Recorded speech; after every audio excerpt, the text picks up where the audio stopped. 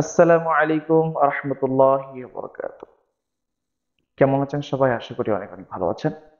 আমি আরো দুটি প্রশ্নের উত্তর নিয়ে আপনাদের মাঝে হাজির হয়েছি কুরবানি সম্পর্কে। কুরবানি জবাহ করার সুন্নাহ পদ্ধতিটা কি, আর কুরবানি কে জবাহ করলে বেশি উত্তম হবে, এই বিষয় নিয়ে প্রশ্ন করেছেন। ইনশাআল্লাহ উত্তর আপনি পাবেন। বিশ্বনবী রাসূলুল্লাহ সাল্লাল্লাহু আলাইহি ওয়াসাল্লাম বলেছেন, কুরবানি জবাহ করার সুন্নাহ পদ্ধতি হলো আপনি সর্বনিম্ন দোয়া বিসমিল্লাহ আল্লাহু আকবার বলবেন।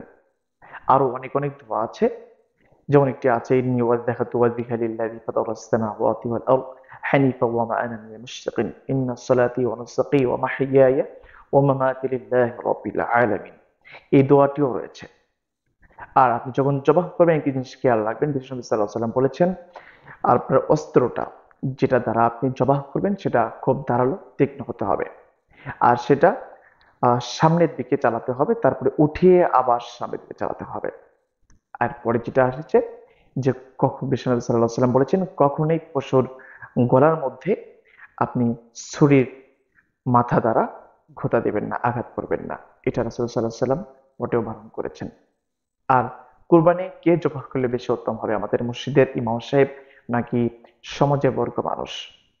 এই প্রশ্নের উত্তর বিশ্বনবী সাল্লাল্লাহু আলাইহি ওয়াসাল্লাম দিয়েছেন বা বলেছেন যে, যার কুরবানি, যে কুরবানি দাতা, সে জবাহ করলে সবচেয়ে বেশি উত্তম হবে। আশা করি উত্তরটা পেয়েছেন।